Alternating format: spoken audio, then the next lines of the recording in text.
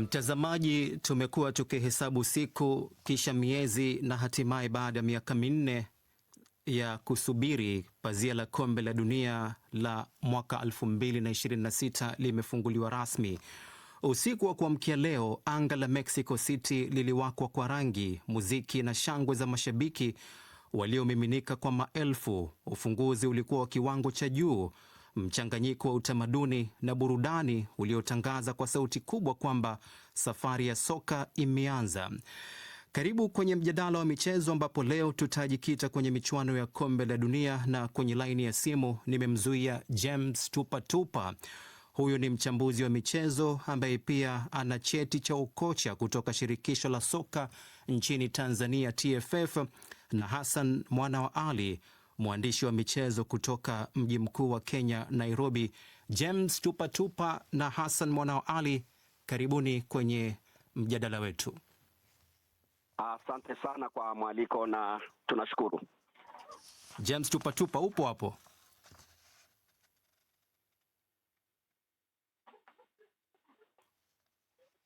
Haya, bila shaka itakuwa tunamtafuta muda usiokuwa mrefu.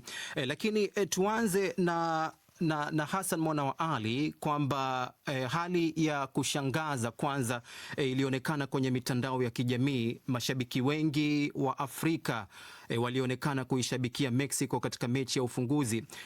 Hassan Mwana wa Ali, hili swala limezua mjadala mkubwa na ni miongoni mwa vitu ambavyo pia vimejadiliwa kwenye kitengo chetu hiki cha yaliyovuma kwenye mitandao. Hivi tuseme kwamba Mwafrika amekuwa adui wa Mwafrika mwenzake? Wala, swali zuri sana, inasikitisha, inakirihisha, na ni mambo ambayo tumeyafuatilia hasa Afrika Kusini, yale ambayo yamekuwa yakijiri. Manake Mwafrika dhidi ya Mwafrika mwenzake. Uliona baadhi ya raia wakiregeshwa makwao, uliona watu katika viwanja vya ndege kule Ghana, Nigeria, Somalia, na nikafikiri labda yangeishia hapo. Kumbe ni kama wanasema watu kikile kihoro, yale majeraha na vile vidonda mashabiki kutoka bara la Afrika wameabeba mpaka Mexico. Wajua jana, manake nimeutangaza huo mpira redioni, na hata kabla ya mechi hiyo nilifikiri ni utani tu, baadhi ya mashabiki huku Kenya wakisema kwamba wapo nyuma ya Mexico kutokana na yale yaliyojiri kule Afrika Kusini, Afrika dhidi ya Afrika wenzao. Nikaona kama utani tu wa mitandao, lakini punde baada ya mechi hiyo ndio nimeona mitandao imeripuka. Nahodha wa Afrika Kusini mwenyewe Williams amezungumza. Inakuonesha ni kwa namna gani kweli kuna chuki na uhasama fulani ambao umejitokeza Mwafrika dhidi ya Mwafrika Kusini. Kwa hakika limekuwa gumzo kubwa sana na linazungumzwa, sijui hatima yake itakuwaje. Hatujui hatima yake itakuwaje. James Tupatupa, naamini umerudi hewani. Naam babu. Naam. Mechi ya ufunguzi imeingia kwenye vitabu vya historia mapema kuliko ilivyotarajiwa baada ya muamuzi raia wa Brazil huyu Wilton Pereira Sampaio kutoa kadi 3 nyekundu katika pambano hilo kati ya wenyeji Mexico na Bafana Bafana. Lakini baadhi ya wadau wa soka wamemtuhumu refari kwa kutojua kudhibiti mchezo, hasa katika mechi ya kwanza. Wewe kama mchambuzi wa soka, unadhani yalikuwa maamuzi sahihi kutoka kwa refari yule?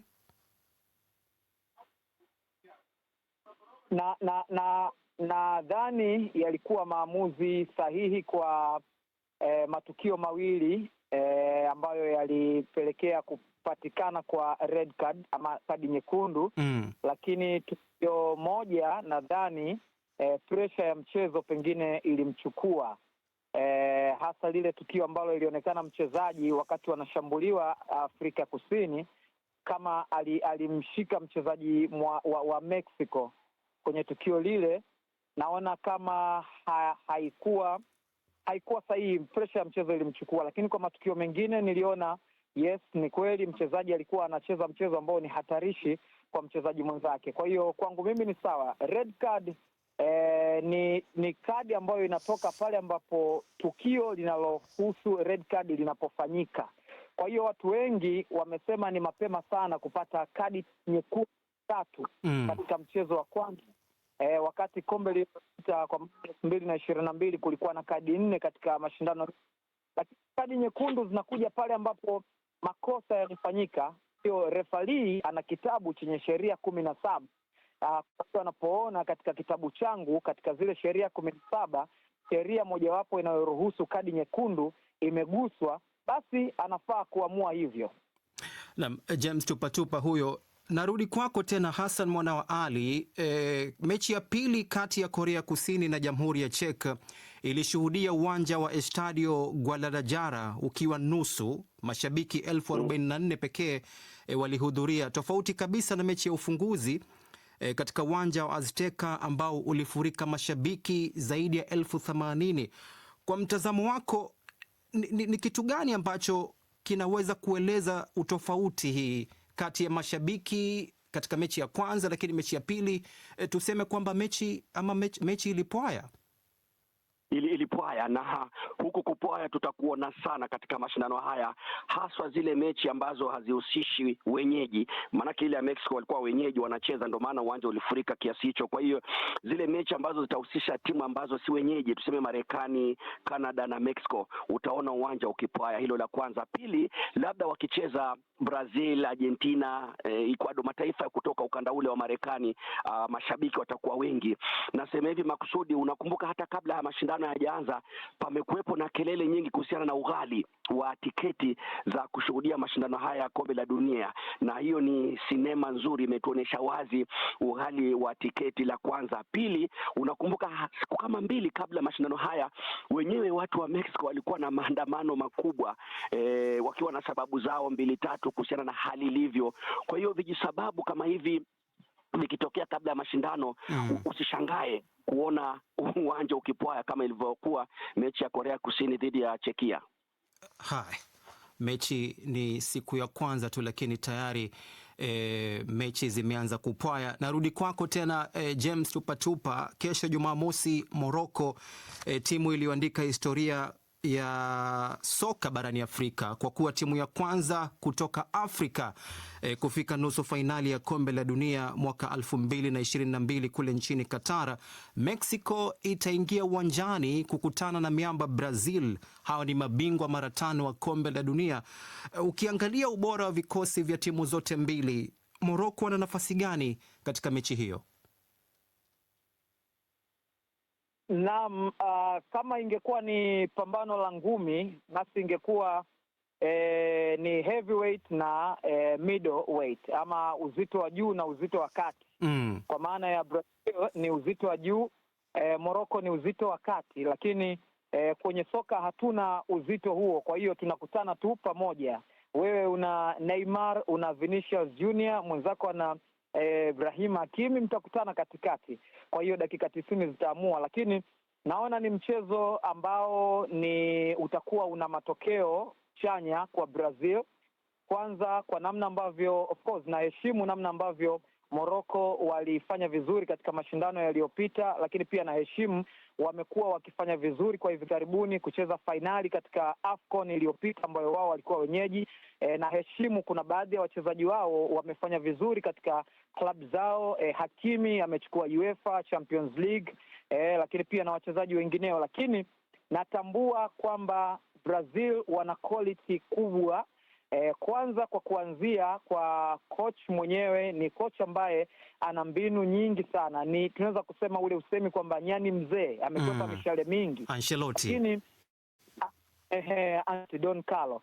Lakini wachezaji ambao wako nao ni wachezaji ambao wamekabidhiwa Brazil mabegani. Kina Rivaldo, kina Ronaldo, kina Ronaldinho wamekushafanya mambo makubwa kwa muda mrefu. Kikaja kizazi ambacho kuna watu wanatakiwa nao wafanye jambo kwa niaba ya bendera ya Brazil. Kwa hiyo wana hamu na ule uthubutu wa kufanya kitu. Namzungumzia huyo Vinicius, namzungumzia Neymar, namzungumzia Gabriel Magalhaes, namzungumzia wachezaji ambao kina Gabriel Martinelli. Wana hamu kwelikweli ya kufanya vitu vikubwa. Kwa hiyo hamu hiyo, lakini pia kacha yao, namna ambavyo wanacheza ni football ambayo wanalazimisha ufanye makosa muda wote. Ni football ambayo nidhamu yao ni kubwa sana. Mpira wakiwa nao wewe kuupata ni ngumu sana. Kwa hiyo kwa quality hiyo ambayo wanayo, lakini kwa namna ambavyo wanakwenda kukutana na Morocco, naamini katika mchezo Brazil wana nafasi kubwa sana ya kupata matokeo. Brazil wana nafasi kubwa sana ya kupata ushindi, kwa kauli yake James Tupatupa. Hassan Mwana wa Ali, tuimulike hii The Leopards. Kocha wa Jamhuri ya Kidemokrasia ya Kongo Bwana Sebastien Desabre anasema anatumai kwamba timu yake itaonyesha kiwango cha kuridhisha baada ya kuruhusiwa kuingia Marekani siku ya Alhamis. Wachezaji wa Kongo waliingia Marekani wakitokea Paris, Ufaransa, baada ya mamlaka za Marekani kusisitiza kwamba ni lazima wakae kipindi cha siku 21 karantini kabla ya kuruhusiwa kuingia nchini humo. Watu wanajiuliza, Hassan Mwana wa Ali, kwa kuzingatia ugumu na changamoto waliopitia The Leopards, hali ya kisaikolojia na ushindani wa kikosi itakuwa vipi? Manake wamepitia hali ngumu sana, sawa na wenzao wale kutoka Iran na kila nikiona hii safari ya Jamhuri ya Demokrasia ya Kongo, angalia tu hata kufuzu kwao kuelekea kombe la dunia, safari yao ilivyokuwa na vikwazo vilivyowekwa na Nigeria na kashkash na kesi za hapa na pale, na naona ni safari ambayo imekuwa na mavune na hii inanikumbusha hata kabla ya kombe la dunia. Unakumbuka baadhi ya mechi zao walikuwa wakicheza na kule nyumbani kwao palikuwa vita vinaendelea. Unakumbuka palikuwa na changamoto nyingi sana na kila wakiingia uwanjani walikuwa wanasema tunacheza kwa heshima ya watu wa huko kwetu nyumbani. Sasa hayo wameileta pale Marekani, wanacheza kwa heshima ya watu wa huko kwao nyumbani, ukirejelea hili zimwi la Ebola. Na wao wamepitia vipindi vigumu sana, lakini unaona kwamba hakuna hata mchezaji mmoja ametokea Kongo. Wao wametokea kule Ulaya, lakini Mwamerika ni nani amewekea hivi vikwazo? Kinachonifurahisha na hii The Leopards, angalia uzoefu wale wachezaji walionao, vilabu ambavyo hawa wachezaji wanacheza. Hakuna mchezaji hata mmoja anacheza nyumbani kwao DR Congo. Kwa hiyo inanifanya niwe na matumaini makubwa sana. Manake tangu mwaka 74 wamekuwa kwenye kombe la dunia, ni kipindi kirefu sana, na watakuwa wamejifunza mengi sana kabla ya mashindano haya. Na huwa wanasema watu kwamba viki kama hizi zinafanya unagagamala na ukipata nafasi unaichukua, na hilo kundi lao nilikuwa naliangalia kwa msingi kwamba ni makundi 12, wa kwanza na wa pili anafuzu moja kwa moja, na kuna ule wa tatu ukihesabu yale mataifa 8 bora. Kwa hiyo unaiona nafasi ya nje, hawa The Leopard wanaweza wakapenya, kwa sababu mashabiki wao unaelewa wamezuiwa kutokana na hili janga la corona. Kwa hiyo la Ebola wale wamepitia Ebola kunradhi. Kwa hiyo wamepitia kipindi kigumu, na hivi vitakuwa vijisababu vya kuwasukuma. Mimi naona tayari ni washindi hata kabla hawajacheza mechi ya ufunguzi hawa The Leopard. Anasema kwamba bila shaka ni safari ya kupigiwa mfano. Kwako James Tupatupa, tuimulike hii Argentina, ina nyota Lionel Messi. Hawa ndio mabingwa watetezi baada ya kuchukua ubingwa kule nchini Qatar. Kwa mtazamo wako, unadhani kwamba mtu akiwa bingwa huwa ndio chanzo cha motisha ya ziada ama ndio pressure? Yes, swali zuri sana. Ni swali ambalo majibu yote mawili. Kwanza ni pressure, lakini pili ni wakati mwingine inapunguza kidogo nguvu. Unajua, wataalamu wa saikolojia wamesema mara nyingine mafanikio ni adui wa mafanikio yenyewe. Yaani ukitafuta labda ligi fulani au title fulani, basi unapoipata kurudi ile nguvu ya kuitafuta tena inakuwa kama inapungua, kwamba nimekushaipata, nimekushaizoea. Lakini wakati mwingine inakupa nguvu chanya kwamba nimekushaipata, nataka nionyeshe kwamba natakiwa kuipata tena. Sasa inategemea saikolojia ya mwalimu wenu ni nzuri kiasi gani, na anawalisha nyie nini kwenye vyumba vya kubadilishia nguo, alafu hiyo nguvu ndio ambayo itadetermine mnafanya nini uwanjani. Lakini naitazama Argentina, naiona kama timu ambayo haito, kwangu mimi, na timu ambayo haitoweza kuchukua tena kombe la dunia 2026, kwa sababu ni kikosi ambacho kinahitaji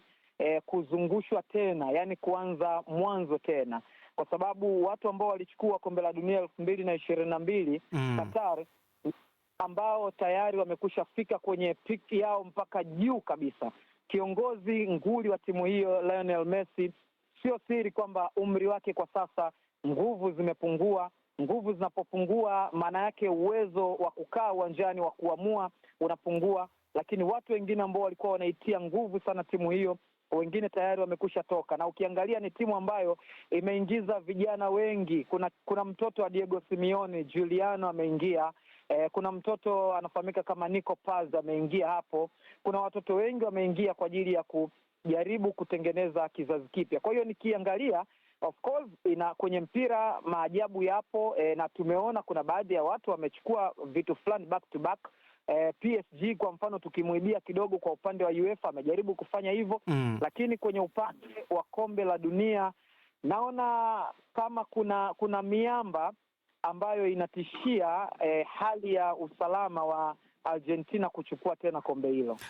Komea hapo, nije tena kwako Hassan Mwana wa Ali. Naona muda kidogo unatuonea wivu, lakini hili kombe la dunia umesema pale mwanzo kwamba limekuja na mfumo mpya safari hii, kwamba kuna makundi 12 kuanzia kundi A mpaka kundi L, kumradhi. Kwa kuangalia vikosi tulivyovishuhudia, ni kundi gani ambalo kwa mtazamo wako unahisi kwamba hili sasa ndio kundi la kifo, the group of death? Manake nilikuwa naangalia makundi yote haya, nilikuwa naangalia kundi la huyu Mwafrika kwa maana ya Tunisia, alafu pia hili kundi la Bafana. Manake ukiangalia tayari Mexico ana alama zake 3, Korea Kusini ana alama zake 3. Sasa ile nafasi ya 3 Bafana kuipata itakuwa vigumu sana, kwa sababu anashindana na Jamhuri ya Chekia ambayo ni timu nzuri sana tena sana. Kwa hiyo nafikiri ile kundi nilikuwa naliona. Wewe angalia Korea walivyo wazuri kiasi hicho, wametoka nyuma wakapata ushindi jana dhidi ya Jamhuri ya Czech. Angalia pia Czech walivyo wazuri na historia yao katika mpira tangu zama za kina Nedved. Halafu uje umkute mwenyeji Mexico yupo kwenye hilo kundi. Unaanza kuona kwa mbali kwamba sasa Czech anapambana sana malize miongoni mwa zile timu 8 bora katika nafasi ile ya 3. Kwa hiyo ni kundi nililiona lina ugumu wake. Kuna baadhi ya makundi ukiangalia unaweza ukaona moja kwa moja labda Brazil, Morocco kwenye kundi lao huenda wakafuzu, halafu wengine wakapigania hizi chembe za nafasi ya 3. Chembe za nafasi ya 3. James Tupatupa, ni wachezaji gani ambao unawaona kwamba safari hii watakwenda kuonyesha maajabu katika michuano hii ya kombe la dunia? Hapa Ujerumani wengi wanahisi kwamba Jamal Musiala ni moja kati ya wachezaji kinda ambao huenda wakafanya makeke. Wewe unahisi nani atatamba? Kwa maneno machache tu, kwa sababu muda naona umetupa kisogo. Sawa, mimi nahisi bwana mdogo Alexander Pavlovich atatamba. Atafanya vizuri, lakini pia bado nampa nafasi bwana mdogo Lamine Yamal kutamba. Hao nawaangalia kwa jicho pana kidogo. Swali hilo pia nakurushia wewe Hassan Mwana wa Ali, lakini nimeambiwa kwamba muda hauturuhusu. Asante sana James Tupatupa kutoka Tanzania pamoja na Hassan Mwana wa Ali kwa kushiriki kwenye mjadala huu wa michezo. Na kwa wiki kadhaa zijazo, mtazamaji, tutashuhudia jasho, machozi, furaha na mashujaa wa soka wakizaliwa upya. DW Kiswahili tutakuwa nawe bega kwa bega hadi firimbi ya mwisho. Mimi naitwa Babu Abdallah.